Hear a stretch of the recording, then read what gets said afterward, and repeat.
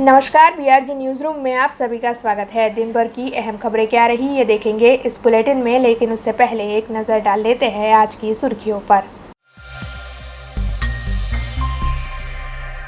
गुजरात के मुख्यमंत्री भूपेंद्र पटेल ने आज वडोदरा में सरप्राइज विजिट सुखलीपुरा की सरकारी स्कूल और आजवा इलाके के एकता नगर का लिया जायजा।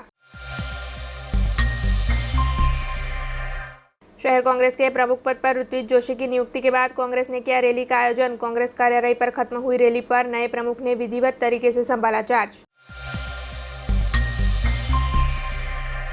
भारतीय जनता पार्टी के युवा मोर्चा की ओर से दिल्ली के मुख्यमंत्री अरविंद केजरीवाल के कश्मीरी पंडितों पर विवादित बयान को लेकर किया गया विरोध प्रदर्शन। कार्यकरों ने जलाया मुख्यमंत्री अरविंद केजरीवाल का पुतला। आइए अब देखते हैं खबरें विस्तार से।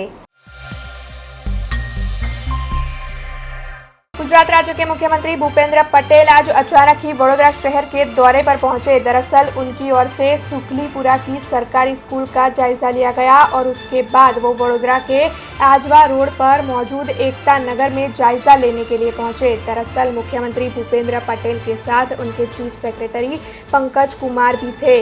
हालांकि मुख्यमंत्री के इस अचानक हुए दौरे के चलते लोगों में कई सवाल खड़े हो रहे हैं।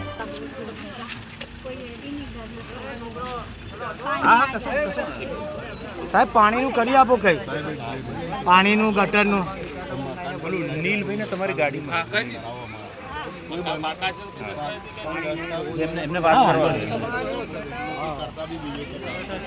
ચલ તું પાછળ 5 મિનિટ ટાઈમ લે છે સાંભળી રજૂઆત સાંભળી લ્યો 2-5 મિનિટ ટાઈમ લે કરો મારા ગરીબ માણસોનો તો સારામાં સારી વાત એટલે જ આવે છે સાહેબ એના માટે આવે સીએમ છો કે એકતા નગરની અંદર આયા નગર કોઈ આવવા તૈયાર નથી કોઈ રાજ્યથી આયા આવવા માં એમ તમારી મહેરબાની લાખ લાખ એહસાન કે તમે એકતા નગરમાં આયા ચલો વાંધો નહીં થઈ ગયો ચલો દસ્તાવેજ 2 મિનિટ પાણીની વ્યવસ્થા કરી આપો સાહેબ ચલો પાણી ગટર ગાડી સેટ પાછળ આવી જાઓ ચલો હાલો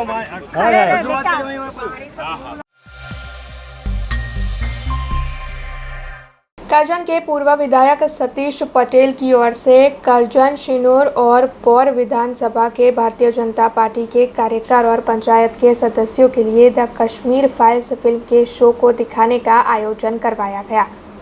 वडोदरा के तरसाली रोड पर मौजूद बंसल सिनेमा हॉल पर करजन, शिनोर, पौर विधानसभा इलाके के भारतीय जनता पार्टी के पदाधिकारी और तालुका जिला पंचायत के सदस्यों के लिए कश्मीरी पंडितों के अत्याचार पर बनी द कश्मीर फाइल्स फिल्म के शो को दिखाने का आयोजन करजन के पूर्व विधायक सतीश पटेल की ओर से करवाया गया, जिसके तहत करजन तालुका भाजपा प्रमुख जयदीप सिंह चौहान, शिनोर तालुका भाजपा प्रमुख चंद्रकाल पटेल समेत भारतीय जनता पार्टी के होद्देदार और कार्यकर बड़ी तादाद में उपस्थित रहे।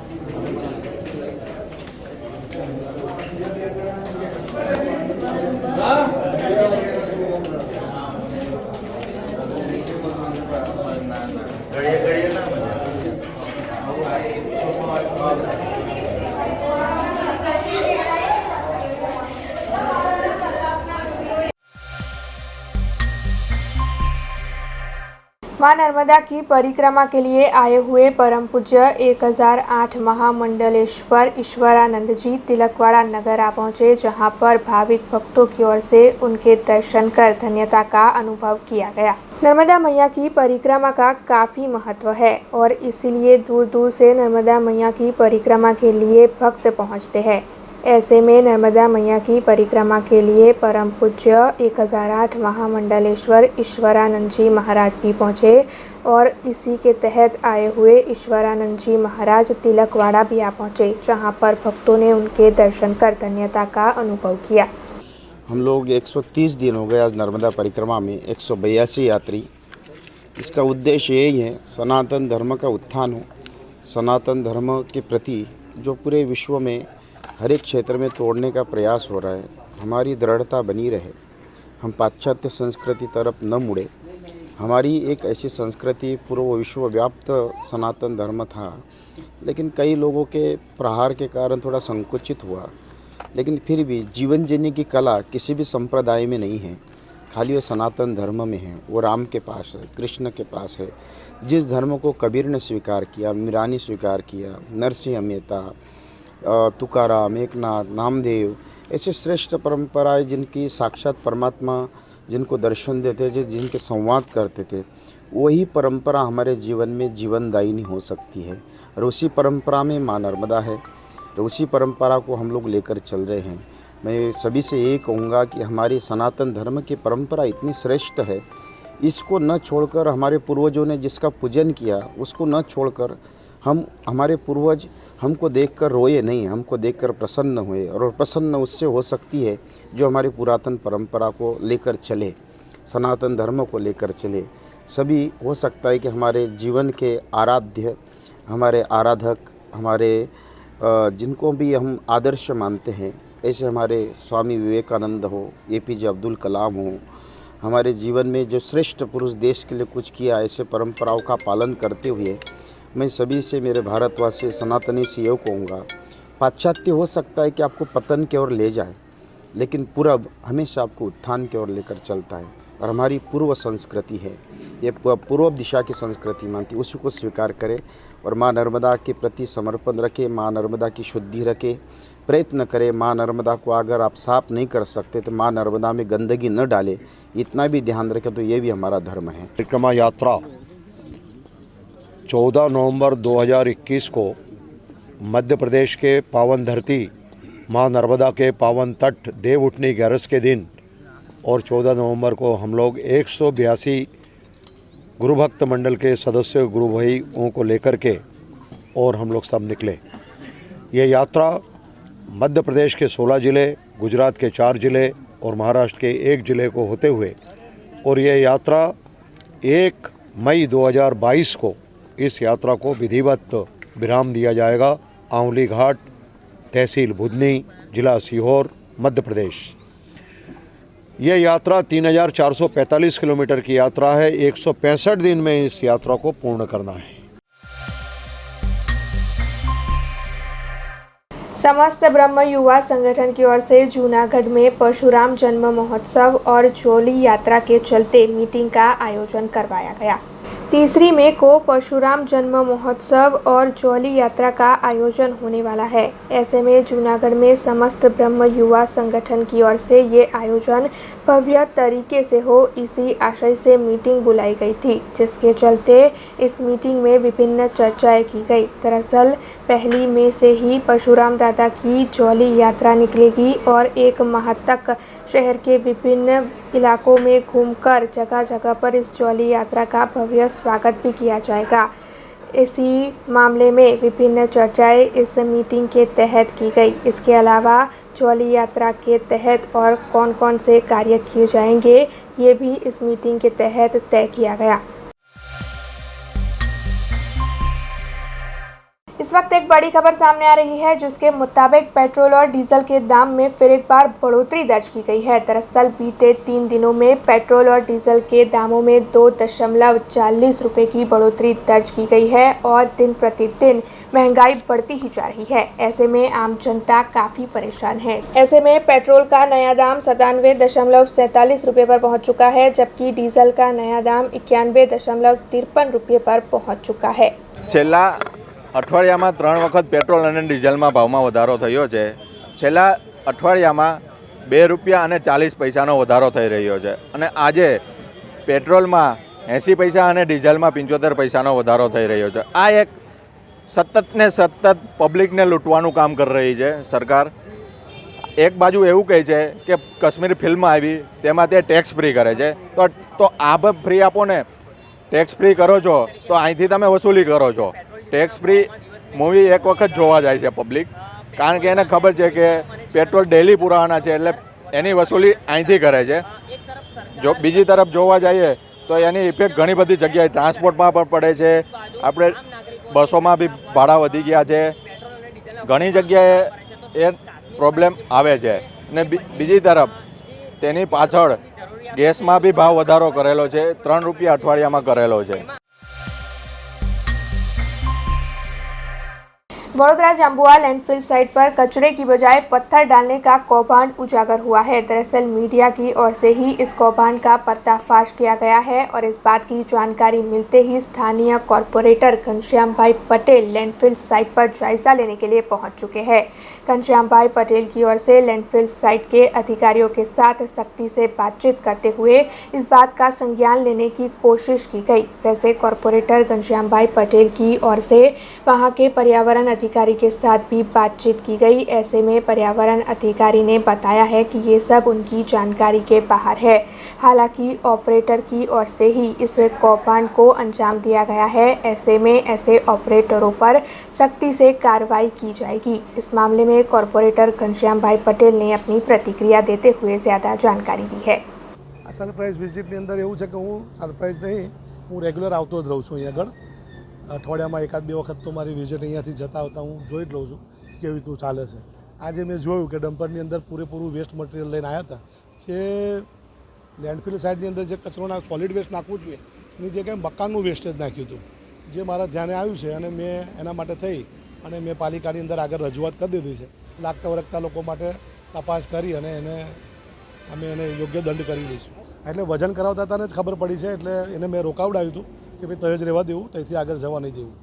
એટલે અધિકારી કે કોણ મળેલા છે, કોન્ટ્રાક્ટર મળેલા છે, અમારામાંથી કોઈ મળેલું છે, એ બધી તપાસ કરી અને મેં મેયરશ્રીને ચેરમેનશ્રીને જણાવી દીધું છે કે લોકો એની યોગ્ય તપાસ કરશે અને પછી લાગતા વળગતાને 100% દંડ કરીશું અને એના માટે કાર્યવાહી કરીશું। એટલે અમે એન્ટ્રી નથી કરતા, જો કે અમે માટી રિલેટેડ હોય એ ગાડી અમે લેતા જ નહીં, કેમ કે અમે અહીંયા ઓનલી જાંબા સાઇડ પર ઓનલી કચરો જ લઈએ છીએ, કેમ કે આપણે આ પોલ્યુશન કચરાની જે સાઇડ છે એટલે કચરા રિલેટેડ જ લઈએ છીએ। અને આ તમે અહીંયાના હોય ને તો બી અમારે ઉપર સિક્યુરિટીવાળા ફોટો પાડે છે, સ્નેપ પાડે છે અને અમને જાણકારી અમારા સાહેબને। न्यू वीआईपी रोड पर जो जवाहर नगर के आवास मौजूद है, वहां पर पालिका की ओर से स्थानीयों को आवास दूर करने के मामले में नोटिस दी गई है, जिसके चलते आज वडोदरा यूथ कांग्रेस स्थानीयों के साथ मिलकर पालिका की कचहरी पर पहुंचा और वहां पर उनकी ओर से आवेदन पत्र देते हुए इस मामले में विरोध प्रदर्शित किया गया। शहर के न्यू वीआईपी रोड पर एयरपोर्ट सर्कल निकट मौजूद जवाहर नगर पर बीते 60 सालों से भी अधिक से लोग रहते हैं, जहां पर फाइनल प्लॉट मुहैया करवाए गए थे। हालांकि अब पालिका की ओर से जवाहर नगर के आवासों को दूर करने की नोटिस दी गई है। ऐसे में वडोदरा यूथ कांग्रेस की ओर से इस मामले में राजनीतिक हलचल के आरोप लगाए जा रहे हैं। वैसे इसी को लेकर वहां के निवासियों की ओर से भी विरोध जताया जा रहा है, जिसके चलते वडोदरा यूथ कांग्रेस और वहां के स्थानीय पालिका कचहरी पर पहुंचे और उनकी ओर से आवेदन पत्र देते हुए इस मामले में विरोध प्रदर्शित किया गया। साथ ही ये सवाल भी उठाया गया कि अब आखिरकार ये लोग कहाँ रहेंगे, इसीलिए इस मामले में पालिका को कोई सोच समझकर फैसला करना चाहिए। પ્રકરણમાં એવું છે કે 45-50 વર્ષથી ત્યાં લોકો રહે છે જવાહર ફળિયું એરપોર્ટ સર્કલ પાસે। કોર્પોરેશનનું કહેવું એવું છે કે એમને ઘર ફાળવ્યા છે, બધાને ઘર ફાળવ્યા નથી।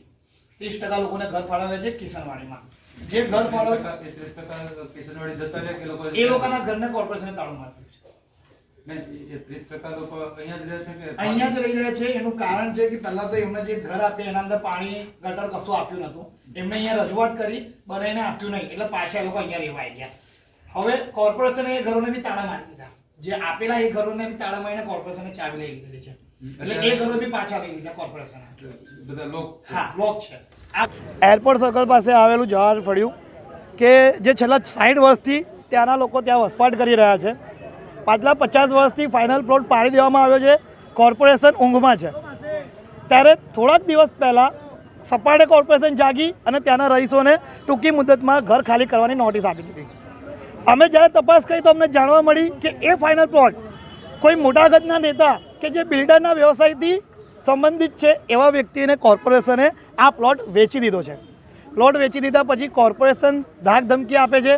સાંજના સમયમાં એવું કહેવામાં આવે છે કે સંધ્યાકાળ પછી કોઈપણ પ્રકારની રિકવરીનું કામ ના થવું જોઈએ કે પછી કોઈપણ પ્રકારે આવા દબાણોને હટાવવાનું કામ ના થવું જોઈએ। એ છતાં સંધ્યાકાળે કોર્પોરેશનમાંથી અધિકારીઓ આવે છે આમને બીવડાવીને ઘરો ખાલી કરવાનો પ્રયાસ કરે છે.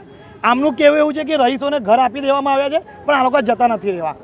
અમે એમને એવી વાત કરી રહ્યા છીએ કે જો અમને ઘર આપ્યા છે તો એ ઘરના અંદર કોર્પોરેશને કમ તાળા મારેલા છે, અને જો કોર્પોરેશન એ ઘર અમને આપવા માંગે છે તો પહેલાં કોઈ એક અધિકારી ત્યાં 24 કલાક પોતે રહીને બતાવે કે એ રહેવાલાયક ઘર છે કે નહીં, પછી આ રહીશોને એ ઘર પર રહેવા માટેનું દબાણ કરે.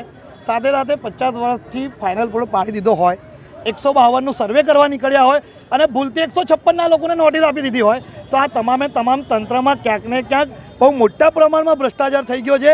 કોઈ માનીતાઓને લગડી સમાન જમીન આપવા માટે આ લગડી સમાન જમીન આવા માનીતાઓના હાથમાં નહીં જવા દઈ, ગરીબોને ન્યાય આપે અને એ જ્યાં વસવાટ કરી રહ્યા છે ત્યાં જ વસવાટ કરવા દે, કાં તો વસવાટ કરવાની સારી જગ્યા ઉપર એમને પહેલાં વિસ્થાપિત તો અને ત્યાં મોકલે, પછી આ તોડે, એવી માંગ સાથે અમે કોર્પોરેશન 45 થી 50 મકાનો છે, તમામને ત્યાં નોટિસ પાઠવી દેવામાં આવી છે. અમને મકાન સારા બીજા મળી જાય, કેમ કે અમને જે આલ્યા છે અમે 9 જણ રહેવાના છે અને એક રૂમ રસોડું આલ્યું છે. અમે ત્યાં અમે નહીં રહી શકતા.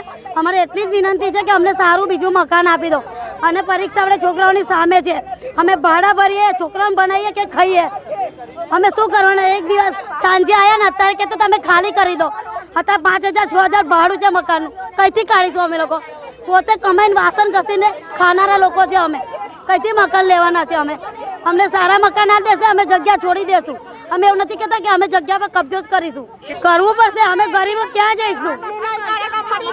કંઈક અમે શું કરીશું? અમારી પાસે કોઈ ઓપ્શન જ નથી સર કે અમે કશું કરી શકીએ.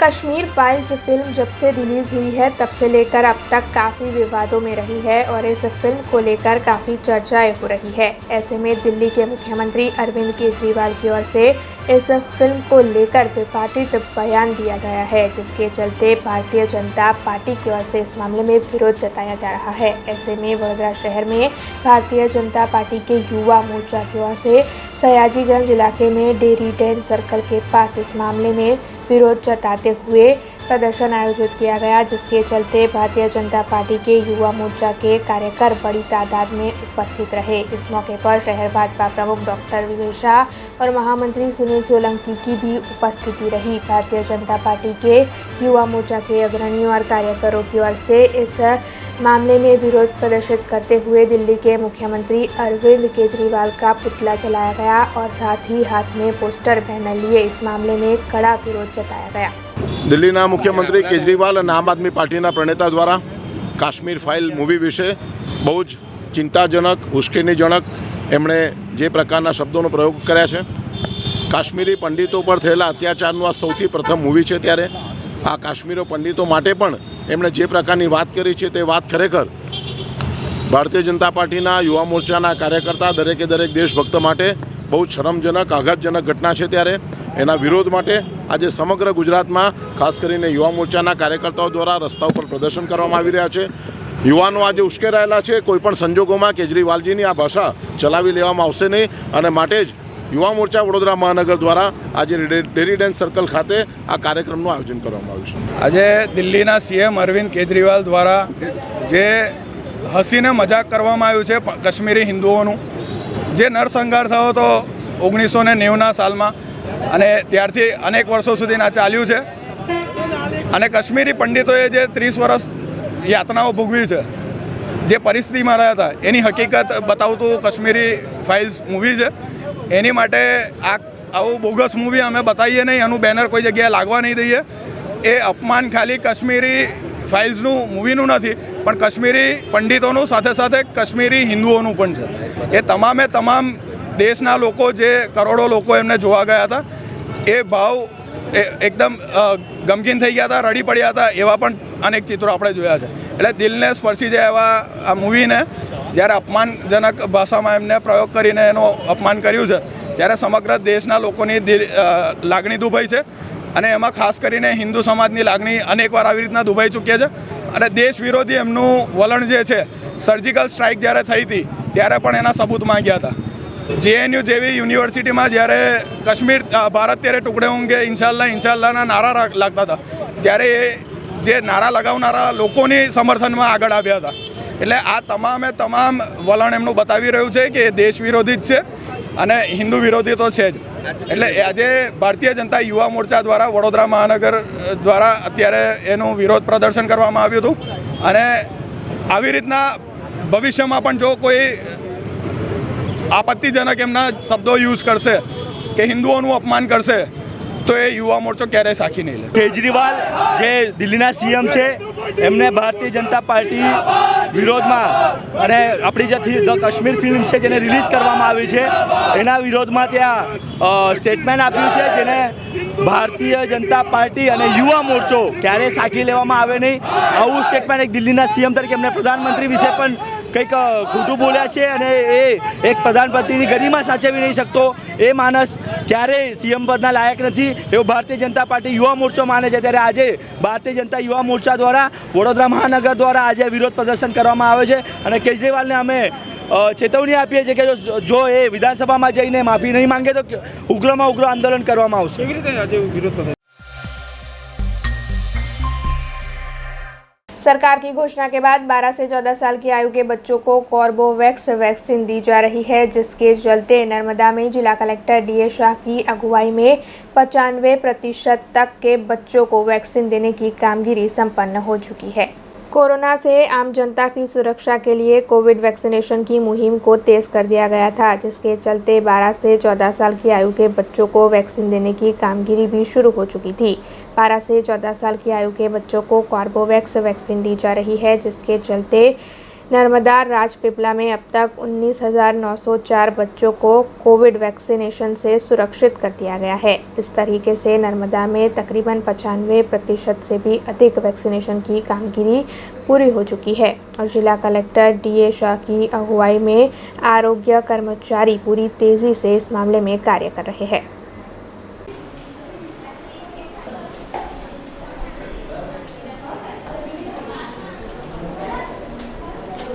આજે અમારી સ્કૂલમાં કોરોનાની રસીનો કાર્યક્રમ રાખ્યો છે તો એમાં મેં પણ મુકાવી છે અને મારા મિત્રોએ પણ મુકાવી છે. મારી એટલી જ વિનંતી છે કે તમે લોકો પણ મુકાવો, આનાથી કોઈ નુકસાન થતું નથી. સોશિયલ ડિસ્ટન્સિંગ રાખો અને માસ્ક પહેરવું જરૂરી છે.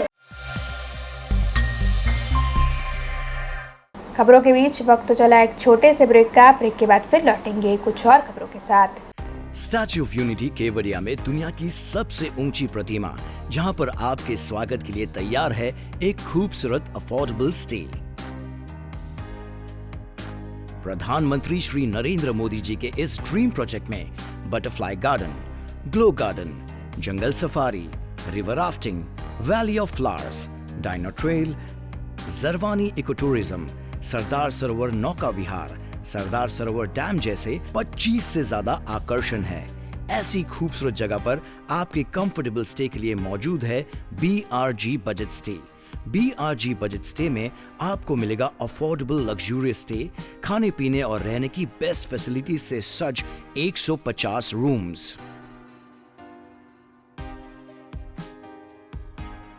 कॉन्फ्रेंस हॉल, एम्फी थिएटर और पार्टी लॉन्स की भी सुविधा.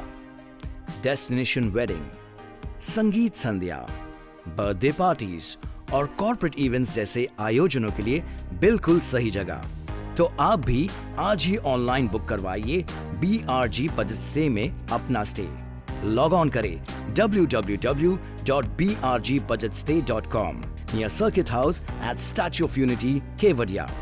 Contact number 9586647777. ब्रेक के बाद BRG न्यूज रूम में आप सभी का स्वागत है. जाफराबाद में एक मंडल संचालित लाइब्रेरी में दाताओं और स्थानिक समिति की मीटिंग आयोजित हुई और मीटिंग के बाद कर्मचारियों के सम्मान समारोह को भी आयोजित किया गया. वैसे इसके बाद पुस्तक प्रदर्शन की भी इस मौके पर शुरुआत करवाई गई. इस मौके पर मंडल के अग्रणी और साथ ही लाइब्रेरी के कर्मचारी और जाफराबाद के निवासियों की बड़ी तादाद में उपस्थिति रही.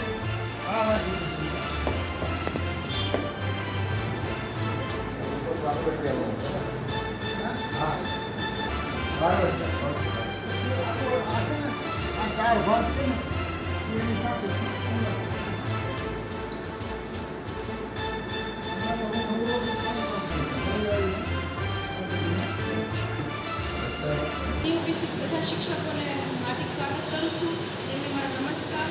અને હું બધા વતી અહીંયા જે રોજ વાંચન કરવા આવે છે, કોમ્પિટિટિવ એક્ઝામની તૈયારી કરે છે, તેના માટે મારો અભિપ્રાય આપવા માગું છું.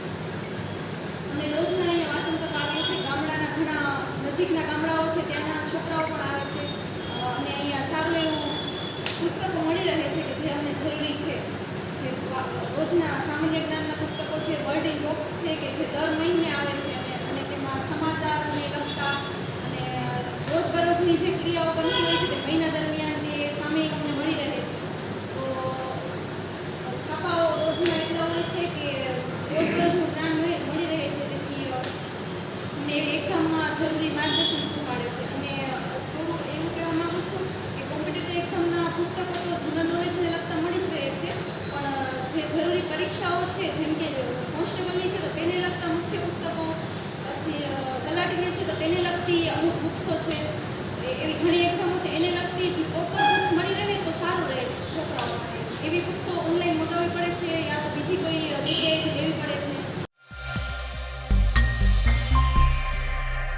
जूनागढ़ में किसानों को बीते कई वक्त से सही मात्रा में बिजली नहीं मिल रही है, जिसके चलते बार बार किसानों की ओर से इस मामले को प्रस्तावित किया जाता है। हालांकि इसके बावजूद भी किसानों की इस समस्या को अभी तक नहीं सुलझाया गया है, जिसके चलते आज भारतीय किसान संघ की अगुवाई में जूनागढ़ के किसान PGVCL की कचहरी पर पहुंचे और उनकी ओर से इस मामले में PGVCL के अधिकारियों का घेराव कर उनके सामने इस मामले में विरोध जताया गया और साथ ही संबंधित अधिकारियों को आवेदन पत्र देते हुए जल्द से जल्द उनके हक में फैसला सुनाने की या फिर आंदोलन के लिए तैयार रहने की बात कही गई।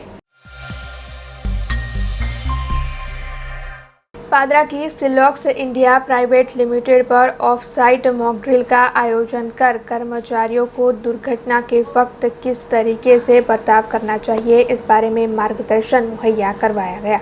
पादरा के एकलबारा गांव में सिलॉक्स इंडिया प्राइवेट लिमिटेड कंपनी मौजूद है, जहां पर SO2 प्लांट में वाल्व लीकेज और गैस लीकेज की घटना के चलते मॉक ड्रिल का आयोजन किया गया। दरअसल इस मौके पर दमकल विभाग और सारी इमरजेंसी सेवाएं पहुंच गई थी और सभी की ओर से ऐसी किसी भी दुर्घटना के वक्त कर्मचारियों को क्या करना चाहिए, इस बारे में जानकारी और मार्गदर्शन मुहैया करवाया गया। आपको बता दें कि फैक्ट्री के मैनेजर भूषण शिंदे, कंपनी के वाइस प्रेसिडेंट ऑपरेशनल महावीर राणका समेत कंपनी के जनरल मैनेजर HR समेत आसपास की कंपनी के अधिकारी भी इस मॉक ड्रिल के दौरान उपस्थित रहे। तो वहीं पादरा तालुका औद्योगिक एकम के प्रमुख प्रवीण रामड़िया समेत के अग्रणियों की भी इस दौरान उपस्थिति रही थी। એકલબારા ખાતે સિલોક્સ ઇન્ડિયા પ્રાઇવેટ લિમિટેડ દ્વારા ઓફસાઇટ ઇમરજન્સી ડિક્લેર કરી અને મોક ડ્રીલનું એક આયોજન કરવામાં આવ્યું હતું અને મોક ડ્રીલ માટે રિસ્પોન્સ ટીમ અને લોકલ ક્રાઇસિસ ગ્રુપ પાદરા છે એમને સાથે અને એમના એક સંલગ્ન આ એક આયોજન કરવામાં આવ્યું હતું અને સરસ રીતે મોક ડ્રીલ અત્યારે અહીં પૂર્ણ થયું છે અને બધી જ ઘટનામાં રિસ્પોન્સ ટીમ અને બધાએ સરસ મજાનો એક સપોર્ટ અને સરસ મજાના એક સંકલનનું ઉદાહરણ પૂરું પાડ્યું છે। એટલે પાદરાની આસપાસની ઇન્ડસ્ટ્રી એ અને રિસ્પોન્સ टाइम બહુ સારો એવો મળે છે, એટલે સેફ છે બધા। सिलॉक्स इंडिया डिश के साथ मिलकर यहाँ SO2 टनल लीकेज का मॉक ड्रिल कंडक्ट किए। इस मॉक ड्रिल में हमने ऑफ साइड डिक्लेयर किया कि वहाँ के आसपास के लोगों को अफेक्ट नहीं हो, इसलिए ऑफ साइड डिक्लेयर किया और यहाँ के पूरे एडमिनिस्ट्रेशन ने इमीडिएटली रिस्पॉन्ड किया। All administration was there on time. Police, SGPCB, factory inspector, everybody came on time and now it's all clear and I think we have the offsite was conducted very swiftly. Vadodara railway division के 250 जितने guard को एक ही link में रखने का प्रस्ताव railway प्रशासन की ओर से दिया गया है। वैसे अब तक तो 2 लिंक में गार्ड कार्य कर रहे थे, लेकिन अब आखिरकार रेलवे प्रशासन की ओर से सभी को एक ही लिंक में कार्य करने का फैसला सुनाया गया है और 1 अप्रैल से ही एक लिंक में सभी को कार्य करना होगा। ऐसे में इस मामले में वेस्टर्न रेलवे एम्प्लॉयज़ यूनियन की ओर से विरोध जताया जा रहा है और साथ ही वेस्टर्न रेलवे एम्प्लॉयज़ यूनियन की ओर से इस मामले में विरोध जताते हुए ये कहा गया है कि अगर इस मामले में उनके हक में फैसला नहीं सुनाया गया तो फिर उनकी ओर से बड़े पैमाने पर आंदोलन किया जाएगा।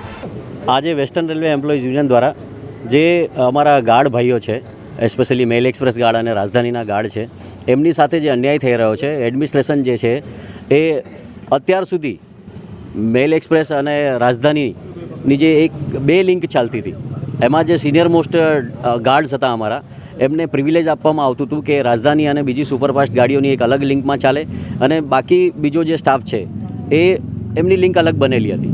પણ આજે એડમિનિસ્ટ્રેશનને શું સૂચી રહ્યું છે એ ખબર નથી પડી રહી.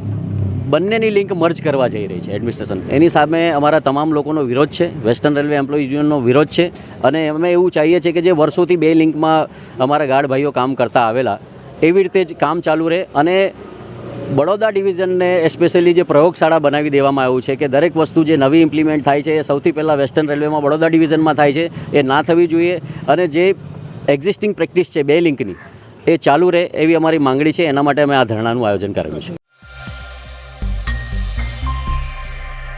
वडोदरा शहर में 19 साल की लड़की तृषा सोलंकी की हत्या का जो मामला सामने आया है उसमें आरोपी कल्पेश ठाकुर की गिरफ्तारी कर ली गई थी. ऐसे में आज क्राइम ब्रांच आरोपी कल्पेश ठाकुर को लेकर रिकंस्ट्रक्शन करवाने के लिए पहुंची. दरअसल आरोपी के घर से लेकर घटना स्थल तक क्राइम ब्रांच की ओर से रिकंस्ट्रक्शन करवाया गया और साथ ही आरोपी ने हत्या की इस पूरी घटना को किस तरीके से अंजाम दिया ये भी पुलिस ने जांचा. ऐसे में पुलिस के कुछ अधिकारी ने इस मामले में ज़्यादा जानकारी दी.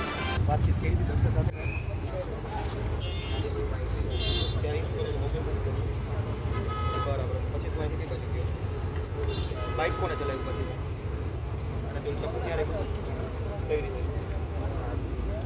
ત્યાં જ કોઈને મળ્યું હતું ત્યારે બાઇક ક્યાં ચલાવ્યું પાછળાને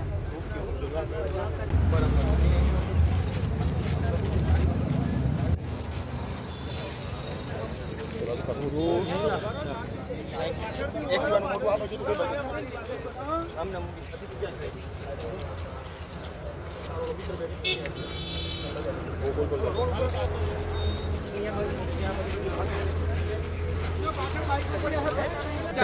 કલ્પેશ ઠાકુરને ગુનાના ગામે ધરપકડ કરેલ. નામદાર કોર્ટમાંથી દિન ત્રણના રિમાન્ડ મેળવેવામાં આવ્યા હતા. જે મુખ્ય મુદ્દો હતો રિકન્સ્ટ્રક્શન પંચનામું કે આરોપી કઈ રીતે ઘરેથી તૈયારી કરેલ છે, હથિયાર ક્યાંથી મેળવેલું છે, કયા રૂટ ઉપર આવેલ છે, કયા રૂટ ઉપર આવી અને કઈ કઈ જગ્યાએથી કયા રસ્તે આવેલ છે, મરણ જનારને કેવી રીતે મારેલ છે, એક સમગ્ર ઇન્સ્ટ્રક્શન રિકન્સ્ટ્રક્શન પંચનામું કરવામાં આવેલ છે. એમાં આજરોજ એને જગ્યા બતાવેલ છે, પોતાનો મિત્ર અને પોતે કઈ જગ્યાએ આવીને બેઠા એ જણાવેલ. ત્યાંથી આગળ જે બધું હતું એના કયા મુજબનું એક પંચોની હાજરીમાં પંચનામું કરવામાં આવેલ છે અને ગુનેગારને સંપૂર્ણ સજા મળે અને ગુનાના તમામ પુરાવો એકત્રિત કરવાની ઝીણામાં ઝીણી વિગતો એકત્રિત કરવાની કાર્યવાહી હાલ ચાલુ છે. હથિયાર બાબતમાં હથિયાર તો પહેલાં તે ડિસ્કવરી પંચનામામાં કબજે કરવામાં આવેલું હતું. હથિયાર પોતાની દુકાનમાંથી સામાન લેવા માટે બીજો પોતે ઇલેક્ટ્રિશિયનનો કામ કરે છે, ઇલેક્ટ્રિશિયનનું કામ કરી અને પોતાની દુકાનમાં સામાન ઇલેક્ટ્રિશિયનનો મૂકવા ગયેલો હતો.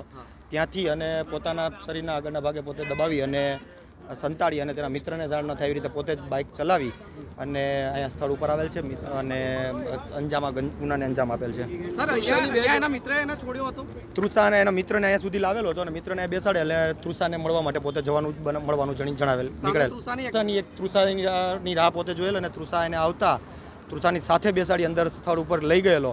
પોતે બાઇક ચલાવેલ અને તૃષાનું નિર્દયપણે હત્યા કરી પાછો આવી અને કોઈ ઘટના ના બનેલો એવું બિહેવિયર બતાવી કે તૃષાને મળીને હું આવી ગયેલો છું અને અહીંયા આવી અને પાછો પોતાના મિત્ર સાથે ઘરે જતો રહે છે. ના, રિકન્સ્ટ્રક્શન બાબતમાં જે એને હથિયારના ઘા બાબતની છે અને જે એક્ટિવાની ચાવી પોતે જણાવેલ છે કે એક્ટિવાની ચાવી પણ હજી થોડુંક એવું જણાય છે કે એને એક્ટિવાની ચાવી બાબતે કોઈ જે સંતોષકારક હકીકત નથી મળેલ. એક્ટિવા મળેલ છે પણ પોલીસને કબજે કરેલ ત્યારે ચાવી મળેલ નથી. સાથે એટલી વાત નથી પણ આને પોતે જ નક્કી કરેલું હતું કે તૃષા ઘણા સમયથી એની સાથે સંપર્ક હતો પણ એને મારવાનું પહેલેથી જ નક્કી કરેલું કારણ કે એની પૂર્વ તૈયારી જે એને કર્યું છે એ પૂર્વ તૈયારી દર્શાવે છે, પૂર્વ તૈયારી સાથે જ આવેલ છે.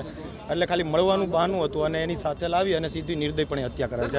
હા, અત્યારે પોતે અફસોસ દર્શાવેલ છે અને દુઃખ પણ પોતે કહે છે કે મને પણ રીઢો ગુનેગાર છે. તૈયારી જે એની ભાગરૂપે જે રિકન્સ્ટ્રક્શનમાં જણાવ્યું છે બહુ રીઢો ગુનેગાર જણાય છે.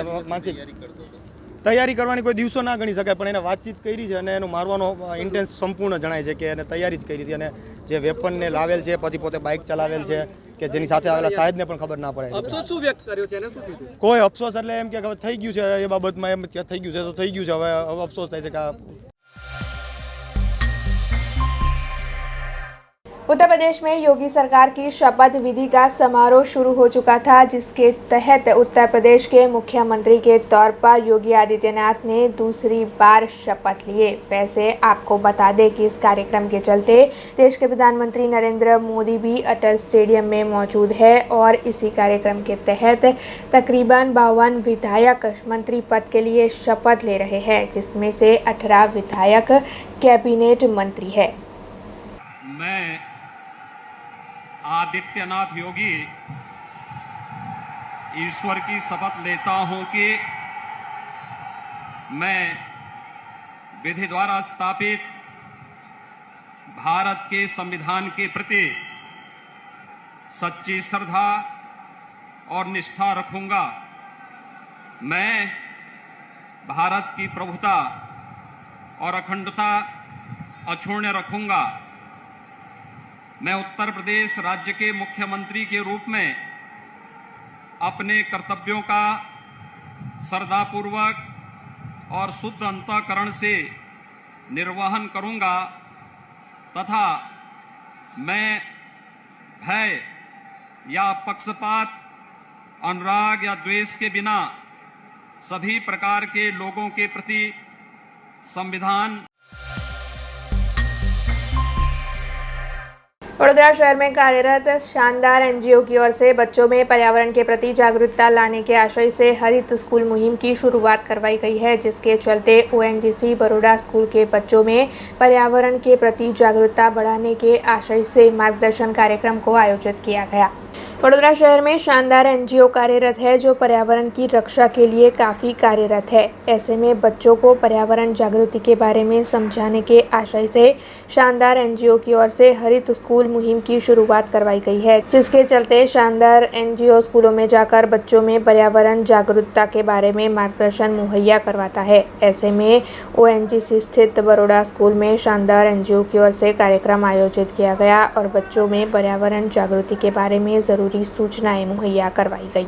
અમે ઈચ્છીએ છીએ કે અમારા છોકરાઓ જે અત્યારે એ લેવલ પર છે કે એ લોકોને એન્વાયરમેન્ટ રિલેટેડ બધી જાણકારી હોવી જોઈએ, એના માટે અમે એમને બોલાયા છે અને એ અમારા છોકરાઓને સારી શિખામણ આપી શકે રિલેટેડ ટુ એન્વાયરમેન્ટ, એના માટે અમે આજે એમને અહીંયા બોલાયા છે અને ખૂબ ખૂબ આભાર માનીએ છીએ એમના કે આજે અમારા સાથે છે અને અમારા છોકરાઓને સારી શિક્ષણ આપવા માટે આવ્યા છે અને એમને જણાવશે કે કઈ રીતના એન્વાયરમેન્ટને આપણે બચાવી શકીએ છીએ। આજે આપણે અહીંયા BHS ONGC શાળામાં આવેલા છે।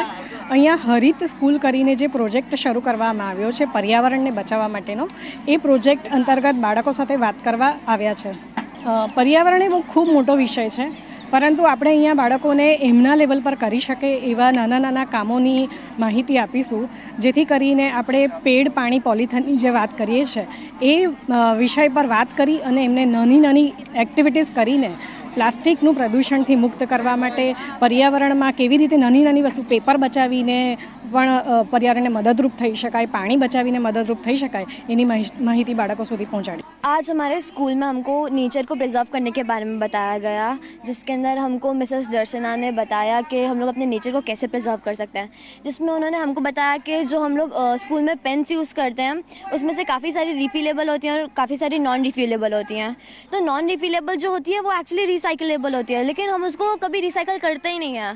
तो हम लोग उसको जब भी हम ऐसी पेन्स लेते हैं जो throw and use and throw होती हैं, हमको हमेशा उसको रिसाइकल करने के लिए दे देना चाहिए और हो सके तो रिफिलेबल पेन यूज़ करनी चाहिए ताकि वो लॉन्ग टाइम तक चले।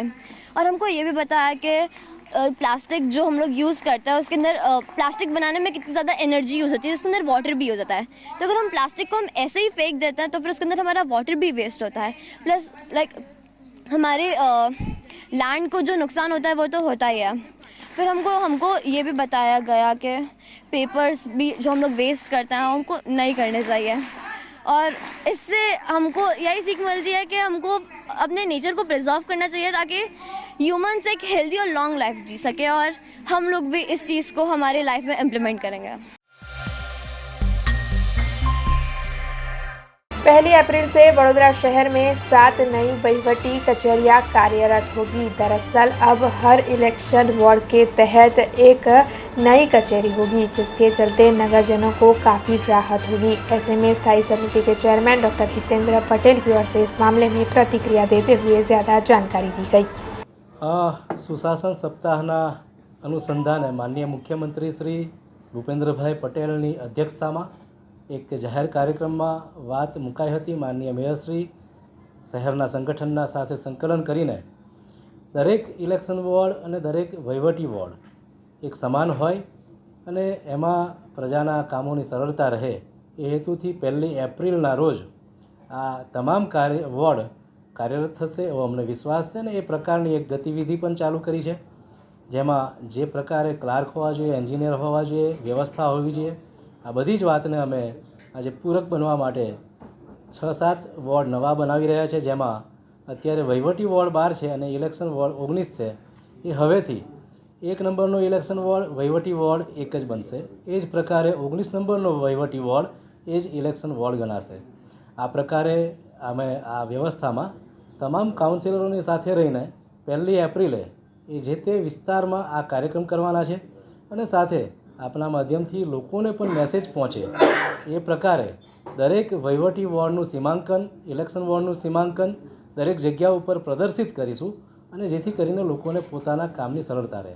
હું 1-2 દાખલા આપીશ। ધારો કે ઇલેક્શન વોર્ડ નંબર 6 છે હાલનો અને એને વહીવટી વોર્ડ 2, 1 અને 8માં એની પોતાની ફરિયાદ કરવા જવું પડતું હતું, જે બાદ થશે અને એ પોતાનો જ અલાયદો વોર્ડ હશે, પોતાની જ વ્યવસ્થા અલગ હશે, પોતાની ટીમ અલગ હશે અને સીમાંકનની સાથે સીમિત કાર્યક્ષેત્રમાં વધુ કામ થઈ શકશે।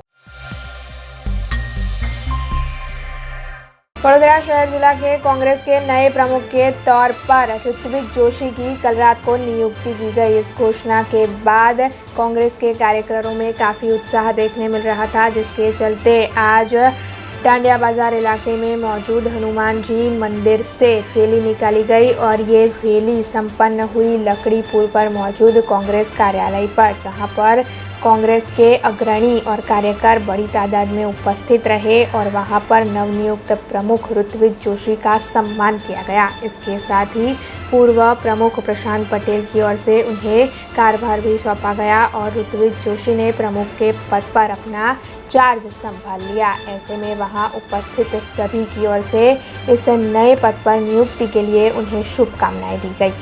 गुजरात प्रदेश कांग्रेस समितिना अमरा प्रदेश प्रमुख आदरणीय जगदीश ठाकुर साहेब, अमरा राष्ट्रीय प्रभारी रघु शर्मा जी, तमाम प्रदेशना अमरा नेताओं, राष्ट्रीय नेताओं, अमरा शहरना कांग्रेसना अग्रणीओ, युवाओं, कार्यकर्ताओं, यूथ कांग्रेस, NSUI, महिला कांग्रेस, सेवादल तमामनो आभार मानु छूं। पार्टीए मने आज जवाबदारी आपी है, एमां पूरेपूरो प्रयत्न करीश, विश्वास अपावुं छूं कि एमां खरो उतरવાનો प्रयत्न करीश। वडोदरा शहरनी महाराजा सयाजीराव यूनिवर्सिटी मारी राजकीय कारकिर्दीनी मैं शुरुआत करी અને MS યુનિવર્સિટીમાં તમામ ઇલેક્શન GSVPથી માંડીને બધા ઇલેક્શન જીત્યો, કારણ કે અમે હંમેશા વિદ્યાર્થીઓના ન્યાય માટે લડતા હતા, વિદ્યાર્થીઓના પડખે ઊભા રહેતા હતા। એવી રીતે ત્યારબાદ યુથ કોંગ્રેસમાં પ્રદેશ કક્ષાએ, રાષ્ટ્રીય કક્ષાએ આંદોલનો કર્યા અને આ શહેરમાં શિક્ષણના મુદ્દા પર, આરોગ્યના મુદ્દા પર અલગ અલગ આંદોલન કર્યા અને એના માટે અમે લડત પણ આપી। એટલે આવનારા દિવસોમાં આવા બધા મુદ્દા તમે જુઓ છો કે દેશમાં તો ઘણા બધા મુદ્દા છે।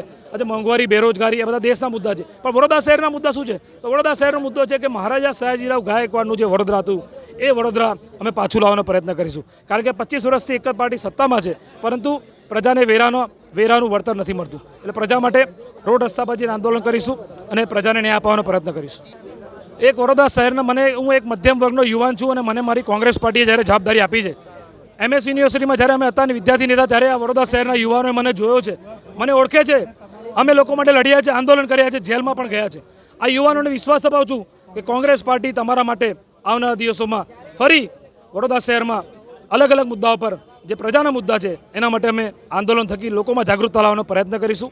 અમારું સંગઠનને વધારે મજબૂત કરવાનો પ્રયત્ન કરીશું। સ્ટુડન્ટ લીડર તરીકે પોતાની એક આગવી ઓળખ ઊભી કરનાર ઋત્વિજભાઈ જોશી લાખો યુવાનોના દિલમાં વસેલા છે। કોંગ્રેસના સંગઠનમાં એમને AIC લેવલે IYC સેક્રેટરી તરીકે ખૂબ સેવાઓ આપી, એના પછી ગુજરાતમાં એઝ અ ટ્રેનિંગ ઇન્ચાર્જ દરેક ગામડે સંગઠનને મજબૂત કરવા સંગઠનલક્ષી તાલીમ આપી છે અને ગુજરાત કોંગ્રેસના પ્રખર પ્રવક્તા એવા ઋત્વિજભાઈ જોશી જ્યારે આજે શહેર પ્રમુખનો ચાર્જ સંભાળી રહ્યા છે, અમને વિશ્વાસ છે કે વડોદરા શહેરમાં કોંગ્રેસ પક્ષને મજબૂત કરવા, એના સંગઠનને મજબૂત કરવા અને લોકો સુધી જે લોકોની વેદના છે એને આંદોલનકારી રીતે એક અનેરી ક્રાંતિના રૂપે વડોદરા શહેરમાં કોંગ્રેસને ઊભી કરશે ઋત્વિજભાઈ જોશી. ગુજરાત પ્રદેશ પ્રમુખ પ્રભારી શ્રી રઘુ શર્માજી, ગુજરાત પ્રદેશ પ્રમુખ જગદીશભાઈ ઠાકોરના નેતૃત્વમાં સમગ્ર ગુજરાતમાં નવું સંગઠન ઊભું થયું છે અને જે રીતે સંગઠનની નિમણૂક કરી છે અમે આવકારીએ છીએ. અને વડોદરા શહેરની વાત કરીએ તો વડોદરા શહેરમાં ઋત્વિક જોશીની નિમણૂક થઈ છે. એક યુવા ચહેરો જે યુનિવર્સિટીથી લઈને યુથ કોંગ્રેસથી લઈને ગુજરાત લગીને એમને સંગઠનની કામગીરી છે, બોડો અનુભવ છે અને જે રીતે 6 વર્ષમાં વડોદરા કોંગ્રેસ પરિવારે જે મહેનત કરી છે, એક સંગઠન ઊભું કર્યું છે અને સાથે સાથે એક યુવાન ચહેરો પણ આપ્યો છે. તો મને વિશ્વાસ છે 2022 ઇલેક્શન વડોદરા શહેરમાં વિધાનસભાની જીતની શરૂઆત થશે અને 2022 में कांग्रेस की सरकार. देश, दुनिया और शहर से जुड़ी कुछ और खबरें लेकर कल फिर लौटेंगे. तब तक दीजिए BRG टीम को इजाजत. धन्यवाद. अब खबरों से लगातार अपडेट रहना हुआ आसान. BRG न्यूज आपके मोबाइल स्क्रीन पर. आज ही BRG न्यूज की mobile app Google play store और ऐप स्टोर से डाउनलोड करें और खबरों से लगातार जुड़े रहें.